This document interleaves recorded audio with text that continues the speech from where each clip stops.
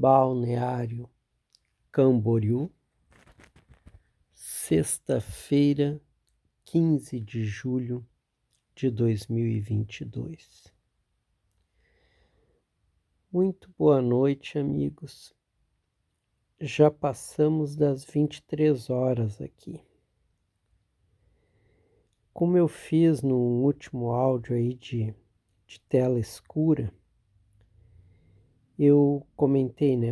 Esses vídeos de tela escura, eu vou até diminuir a voz.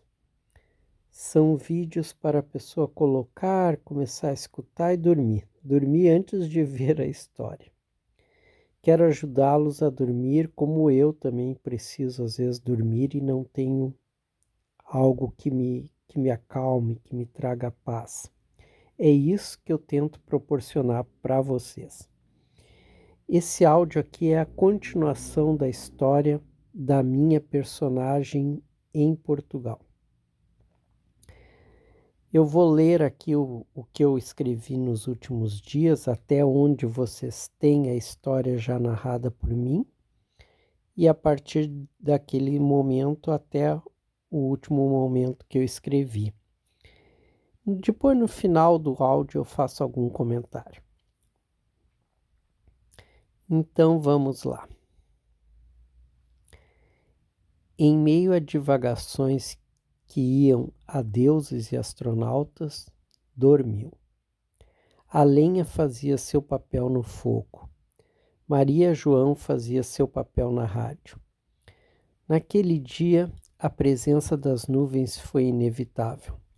Elas estavam ali mesmo junto à serra. Ele acordou bem tarde. Tomou suco de laranja com biscoitos amanteigados, mesmo ali junto ao chão. Ao olhar para a rua, afastando a velha cortina dos vidros da frente, percebeu o dia cinzento. Foi para a rua. Queria ver aquilo. Algumas nuvens ali mesmo nos campos da frente. Abriu seu portão maior por onde entrara com o carro. Caminhou poucos metros até o meio da rua. Desde que chegara, ninguém passou por ali. Tudo deserto. Não havia culturas nem animais. Não fosse ele e alguns pássaros que voavam alto, era o nada. Queria se ver ali como se ele próprio estivesse lá em cima com os pássaros. Ele era o ponto de cor escura embaixo e amarelo vivo em cima. Nos pés, tênis com cadarços soltos. Voltou-se para casa. Provavelmente teria tido vida ali. Pessoas vieram para festas, crianças brincaram no entorno e agora o nada, o vazio. Era como se a própria casa estivesse se despedindo, pedindo para morrer. E ele ali atrapalhando o nada dela. Em pensamento pediu desculpas. Disse que iria embora junto com ela. Não a viu sendo destruída.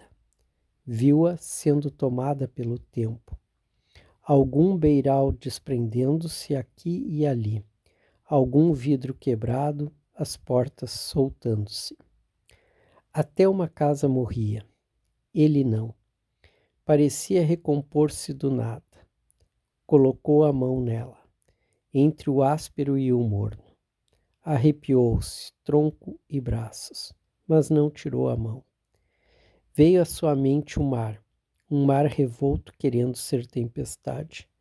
Recolheu a mão. O mar sumiu. Ali ao lado, correndo próximo à parede da frente, um muro baixo. Algo mesmo para alguém sentar. Ele sentou e pensou em muitos homens e mulheres daquelas aldeias perdidas de Portugal.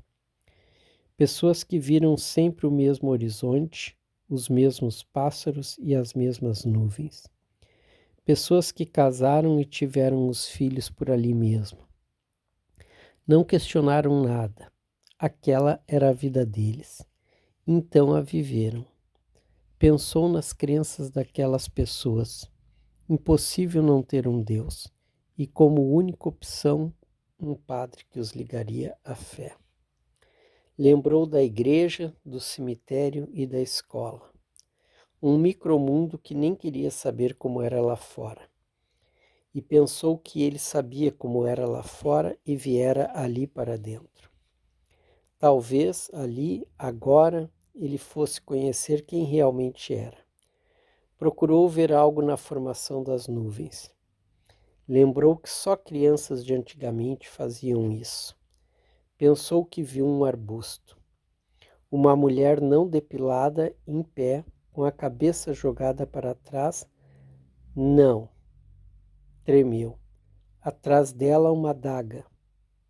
Uma perfeita adaga. Iriam matá-la.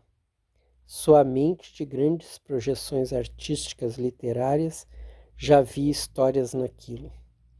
A mulher era uma amante, uma prostituta, algo como se morasse no porto. Um médico de grandes posses de alguma aldeia próxima queria matá-la pelas costas. Por quê? No arbusto ele esconderia a adaga. Essa era só mais uma história que ele, o maior escritor do universo, poderia escrever. Quantas histórias passaram na sua cabeça e ele não escreveu? Por outro lado, não tinha dúvida que história mesmo era a sua vida. E hoje ele queria ignorar tudo isso. Trocaria tudo jateado. Tá faltando as folhas aqui ficar fora de ordem. Desculpe-me, deixa eu achar a ordem das folhas aqui. Ai, desculpe, eu vi que o texto estava quadrado aqui, mas é porque as folhas... Cadê as folhas? O que eu fiz de errado aqui?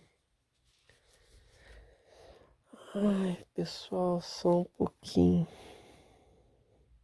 O que pulou aqui? Deixa eu ver aqui por que essas folhas ficaram fora de ordem. Ai, que falha técnica, pessoal, cadê as folhas? Ah, o que eu fiz aqui? Que eu fiz uma confusão. É tanta folha que vocês não imaginam. E as folhas estão soltas. Cadê? Por que eu tirei essas folhas de ordem? Eu não sei. Deixa eu ver aqui. Desculpa mesmo, pessoal. Deixa eu ver aqui. Folha 56. Já estamos em tudo isso de folhas. 57, 58. Não sei por que elas ficaram fora de ordem aqui, que eu mexo tanto nessa papelada que vocês não imaginam. Só um pouquinho, pessoal. Espero que vocês já não estejam dormindo, ou melhor, que vocês já estejam dormindo. Tá, achei as folhas aqui. Acho que agora tá certo. Voltando aqui. Trocaria tudo só para falar de autismo. Pronto. A prostituta também era autista. O médico, sim. O médico autista também era homicida. E a adaga lavada em sangue vermelho prostituído começa o flerte com o arbusto verde e cinza, tímido e de bom coração. Faça o arbusto autista? Pensou que conservadores lhe atirariam pedras. Diriam que autismo não era para brincadeira. No que ele retrucaria: brincadeira é o que vocês estão fazendo com o autismo e com os autistas.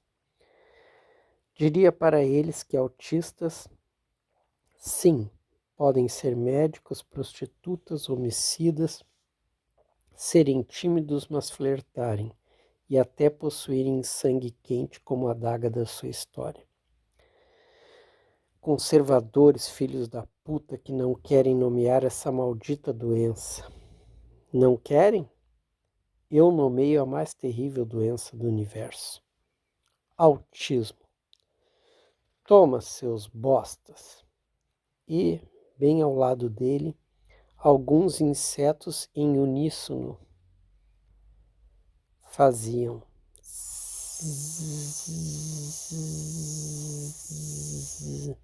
Felizmente desmontou seu pensamento. E isso, felizmente, desmontou seu pensamento, levando-o a pensar na bela e exuberante natureza pulsante da Serra da Estrela. Não tinha como não se admirar todo o Portugal, um país lindo, exuberante, de paisagens únicas e diversas. A Serra da Estrela, então, lugar desafiador, geografia distinta, clima para destemidos. As pessoas que ali moravam, por que ficaram? Fora os turistas, os locais eram sempre os mesmos. As famílias cada vez mais famílias. Unindo-se o filho desse com o... o filho desse com o filho desse também acontecia em locais pequenos. Então os filhos e filhas de uns com os filhos e filhas de outros. Os comércios sempre os mesmos. Poucas casas erguidas, muitas abandonadas. Histórias contadas de geração em geração. Ele, como escritor, sentia a Serra da Estrela pulsar. Sabia que nunca pertenceria àquele lugar. Não tinha o passado, não tinha o DNA. Até o DNA em Portugal era o ADN. Conhecer Portugal era saber disso e tantas outras coisas. Portugal causava sim esse impacto, o impacto de querer ficar. Desde a primeira vez, a sensação de calma. Lembrava que lhe diziam, é preciso ter calma. E ele tinha pressa de viver. Queria ver a vida acontecer. E a vida, sim, aconteceu. Até mais entre a calma do que a pressa. Mais em esperar e contemplar do que em fazer e acontecer. Engraçado mesmo isso. E ele contemplava agora onde se encontrava. Deu uma volta na casa. O nada ali era tão absoluto que o que pensava logo se desfazia. Capinar esse lado da casa? Depois eu faço. Arrumar esse beiral caindo? Depois. Lavar as janelas? Agora ainda sem água? Nem pensar. Colocar uma caixa de correio? Para quê? Nada ali parecia ter um motivo ou fazer sentido. Tudo podia esperar. E o que quebrava as leis do universo é que tudo ali que precisava ser feito, ele sabia fazer. E talvez fosse um troco que ele queria dar na vida. Se a vida não o fizera ser o maior escritor do universo, sendo ele sem dúvida alguma o maior, então, pela falta de integridade da vida, ele também não queria mais ser íntegro. Pegou o telefone e ligou na assistência da locadora. Comunicou que estava há 2 dias isolado com aquela porcaria de carro quebrado. Perguntaram se ele precisava de algo. Não.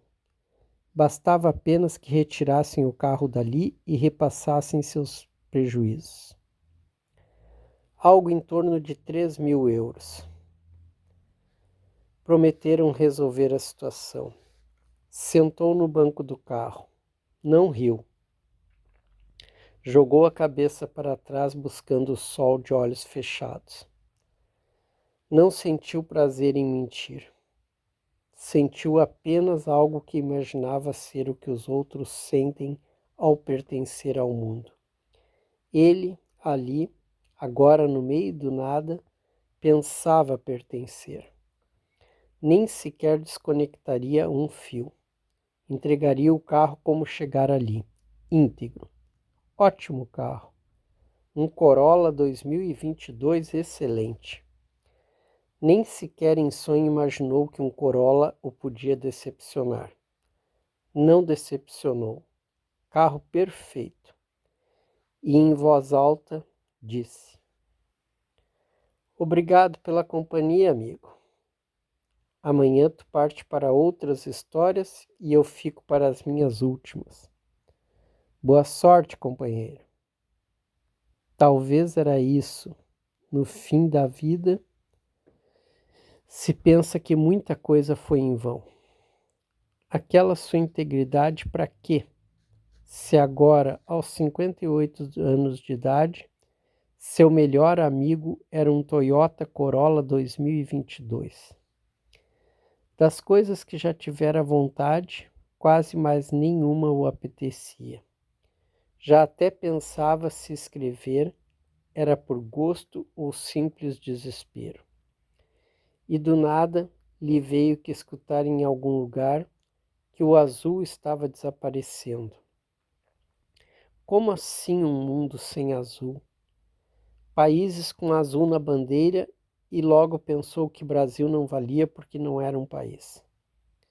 Mas ali na própria Europa, quantos países mesmo carregavam o azul? Não sabia.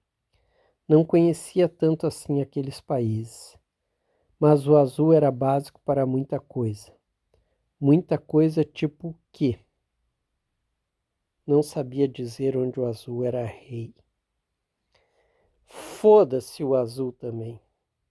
E pensou no branco, no preto, vermelho. As pessoas sofreriam mais sem essas cores? Porque ele pensava em cores agora. Talvez porque não queria pensar na própria vida. Entrou na casa. Foi abrindo a primeira janela naquele que era o quarto menor. Não se sentiu bem ali. E nos outros quartos a mesma sensação. Algo como tristeza, solidão, desencanto. Bom, se era isso, então realmente ele estava em casa. Abriu a porta da frente. Olhou para o teto daquela cobertura. Tinha uma proteção num vidro jateado que protegia uma saída de energia. No piso, alguns afrescos em cimento antigo. Tinha verde e roxo nos desenhos, o preto em alguns contornos. Voltou-se para dentro, um olhar diferente do primeiro olhar. Agora já sabia como era o interior, e misturou solidão com paz. Talvez paz significava ninguém. Onde existe ninguém, paz se faz presente. E ele, nessa história, era quem? Talvez ninguém. Estava ali apenas para contar histórias. Ele tinha que contar histórias. Quis escrever sobre suas percepções do lugar.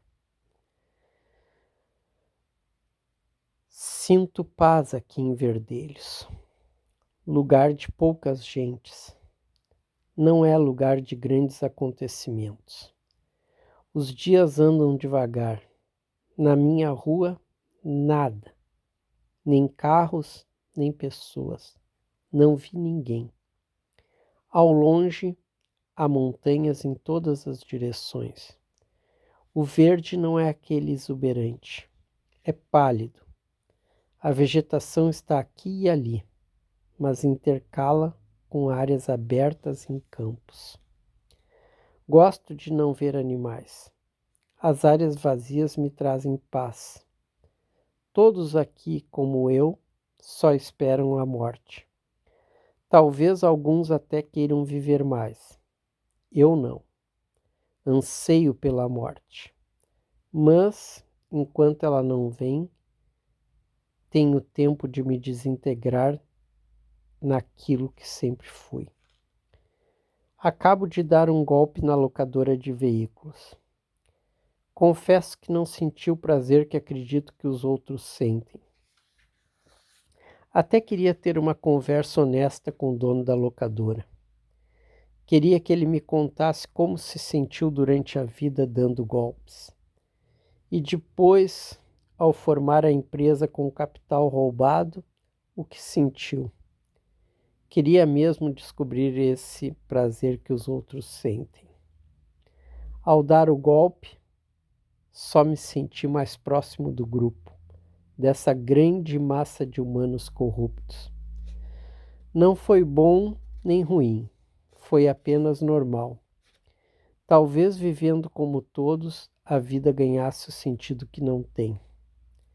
Não quero questionar como vivem, quero apenas viver também. Claro que apertaria o botão. Melhor, carregaria no botão morte. Se as opções estivessem sobre sua mesa, Vida e morte. Seria mais simples se os botões estivessem ali. Queria também a opção de apertar o botão para os outros. Sairia apertando para o dono da locadora, da padaria, do supermercado, para todos. Morte, morte, morte, morte. E o seu entorno começaria a ter paz. Talvez até gostasse tanto disso que começasse a gostar da vida. A vida só era possível com o mínimo de pessoas. E pessoas boas.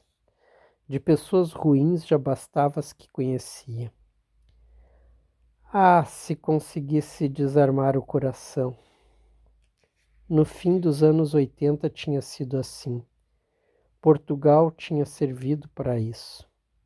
Um coração sufocado em poucos meses, liberto. Rio, no fim dos anos 80 era honesto. Até fora totalmente honesto só até aquela manhã. 58 anos de honestidade já estava bom. Não conhecera ninguém que for honesto por mais que algumas horas. Quanto tempo perdeu na vida sendo assim? Tempo que até o fez não gostar da vida. E estava parecendo que a vida era só uma. Passou e ele não viveu. Foi só isso. Será que um dia contaria ao mundo que para tornar-se escritor teve que se sentir como um deles? Deixa eu só destravar a garganta.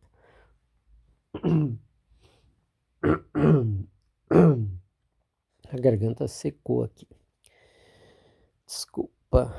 Vamos lá. Onde é que eu tô? Até tornar-se um deles. Onde é que eu tô?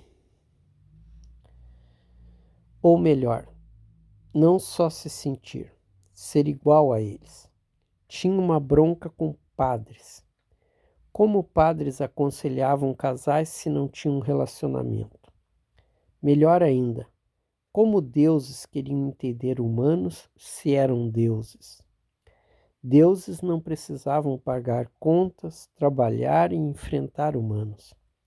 No máximo lidavam com outros deuses. E o que tornava cada um humano era só a falta de coerência, caráter, sensatez. Éramos isso, porque éramos completamente corruptíveis.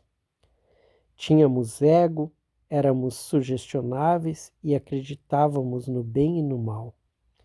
Que grande porcaria que éramos! Lembrou de sua personagem autista.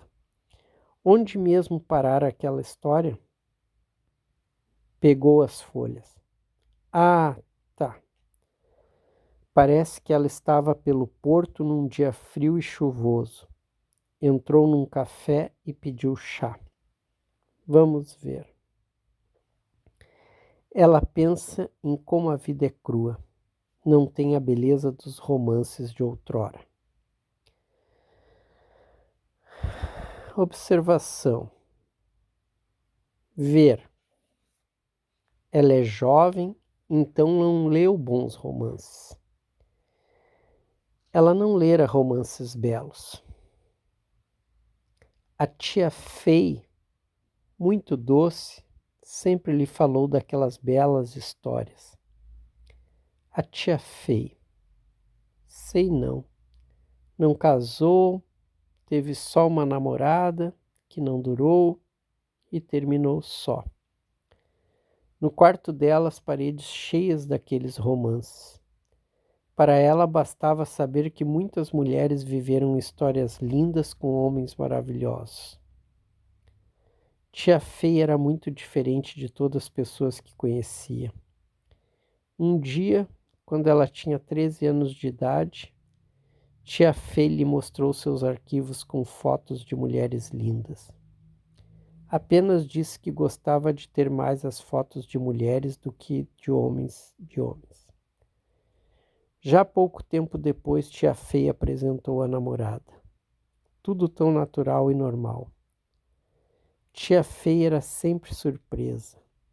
Quando ela tinha 11 anos, brincando com ela de bonecas, Tia Fei, numa conversa entre as bonecas, falou umas quantas vezes que uma era autista. A conversa foi longe e lhe despertou curiosidade. Então Tia Fei falou que era autista. E não só isso. Disse que por isso ela era uma pessoa muito doente. E falou das suas necessidades e dificuldades. Logo após soube pelos pais que era autista. Ah, Tia Fei. Só mesmo Tia Fei. Agora, ela ali no porto, num dia frio e chuvoso, lembrava com carinho da Tia Fei. Morrera de algo não diagnosticado. Foi enfraquecendo, mas sempre morando sozinha. Saiu de seu apartamento para a morte. Na última conversa com ela, disse que autistas não temem nada, nem deuses, demônios ou humanos. No outro dia morreu ligada a aparelhos no hospital. Lembrava muito das conversas com ela. Deuses, demônios e humanos enfiados no mesmo saco. Sua percepção autista lhe dizia que Tia Fei estava certa. Tia Fei lhe disse que autistas sabem mais que os outros. São até melhores.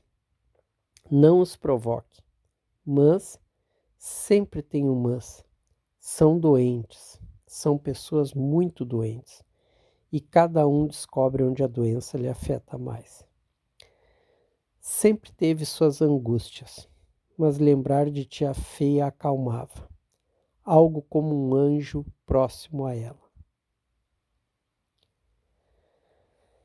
Engraçado mesmo ser escritor como ele era.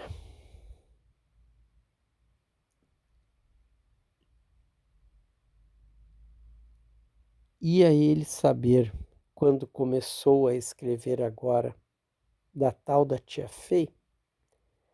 Nem em sonho imaginava isso. Tinha imaginado sua personagem autista divagando, sabe lá sobre o quê, naquele café no Porto e talvez olhando para fora por aqueles vidros e a chuva e as pessoas e os carros e a vida acontecendo. E talvez até a personagem se perguntasse o que fazia ali. E, no entanto, a Tia Fei apareceu e a história ficou só nisso. Deu a caneta para Saramago. Falou mesmo em voz alta. E tu, Magão? Prêmio Nobel e tal? Escreve aí a minha história. Não me vem aí enchendo tudo de cegos, loucos e espanhóis, que isso já encheu.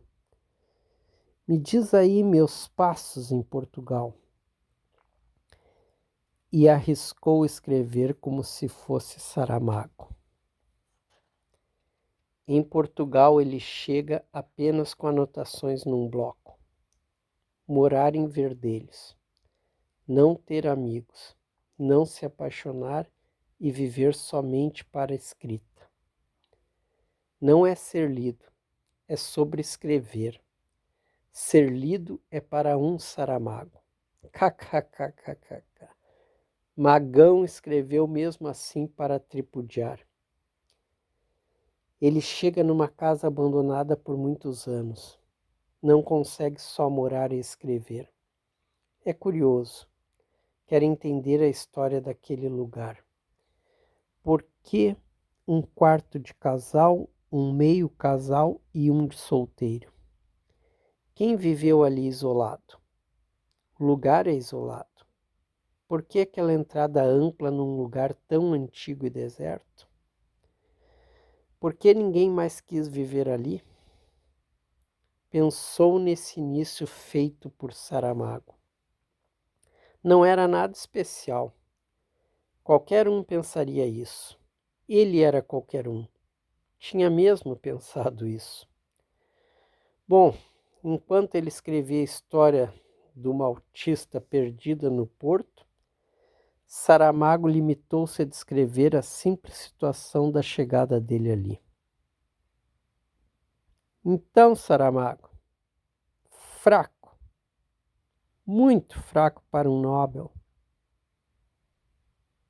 E um barulho forte vindo dos fundos da casa, mais na direção da garagem, trouxe-lhe arrepios e palpitar.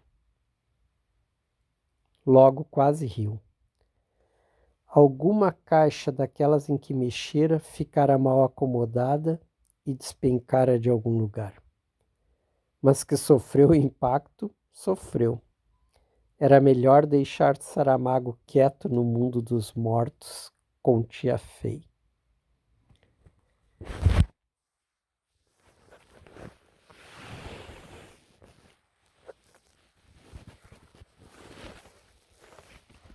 Deixei até o celular cair aqui. Pessoal, vou terminar o vídeo aqui. É isso que eu faço da vida. Eu escrevo. Vou tentar fazer agora um áudio falando um pouco de divagações. Fui, tchau, obrigado.